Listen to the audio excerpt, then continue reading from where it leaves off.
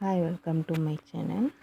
இன்றைக்கி ஒரு இனிப்பான பாவு தான் பண்ண போகிறேன்.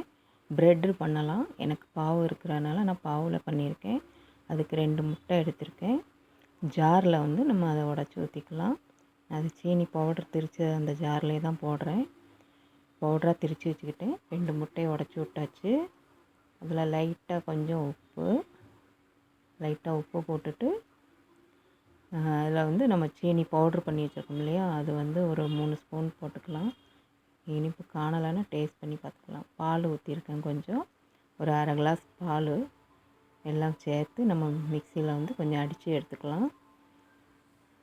அடித்து எடுத்துட்டு நம்ம அதை ஒரு கிண்ணத்துக்கு மாற்றிக்கலாம். கிண்ணத்தில் ஊற்றிட்டு அதுக்கப்புறம் நம்ம அதை இந்த பாவு வாங்கி வச்சுருக்கேன், அதை நம்ம ஒன்று ஒன்றா கட் பண்ணி நம்ம முக்கி எடுக்க போகிறோம். ப்ரெட்டும் அப்படி பண்ணலாம். ப்ரெட்டு நம்ம கட் பண்ணி தான் முக்கி போடுவேன். நான் முழுசாக போடனாலும் முழுசாக போட்டுக்கலாம். நான் சார் பீஸாக கட் பண்ணி போடுவேன். இது பாவுங்கிறதுனால அதுவும் ஒரு 3 பீஸாக கட் பண்ணி போட்டிருக்கேன். இப்போ அதை கட் பண்ணி எடுத்து வச்சுருக்கேன். எல்லாம் ரெடியாக இருக்குது. தவா எண்ணெய் விட்டு காய வச்சுருக்கேன். இப்போ நம்ம எல்லாமே ரெடியாக எடுத்து வச்சுருக்கோம் பாருங்கள். பாவு கட் பண்ணி வச்சுருக்கேன். அந்த முட்டையில் முக்கி ஒன்று ஒன்றா எடுத்து 4 பீஸாக போட்டு நம்ம எடுத்துக்கலாம். இப்போ நான் போட்டிருக்கேன். நல்லா கொஞ்சம் ஃபாஸ்ட்டாக வச்சேன்னா கொஞ்சம் கரிய ஆரம்பிச்சிடும். கோல்டன் கலர்லேயே எடுத்துக்கலாம். இப்போ அது வெந்துட்டு இன்னொரு திருப்பு மறுபடியும் ஒரு 4 பீஸ் போடுறேன் நான். இப்போ 4 பண்ணிவிட்டு இன்னொரு 4 எடுத்து போடணும். இப்போ 4 பாவங்கள்னால கட் பண்ணி எடுத்து அதை டிஃபினுக்காக ரெடி பண்ணேன் நான்.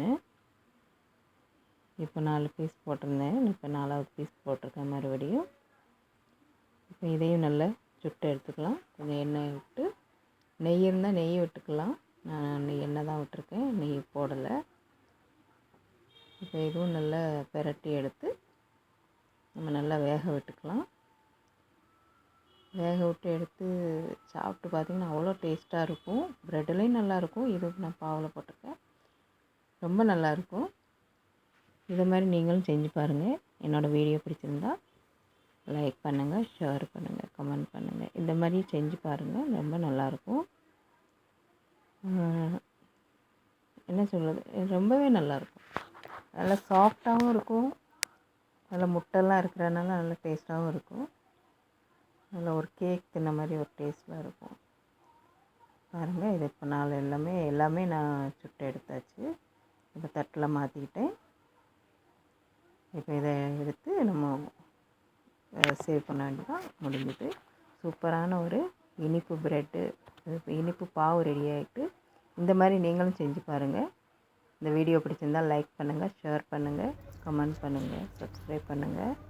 இதே மாதிரி அடுத்த வீடியோவில் சந்திக்கலாம். பாய் எல்லோருக்கும்.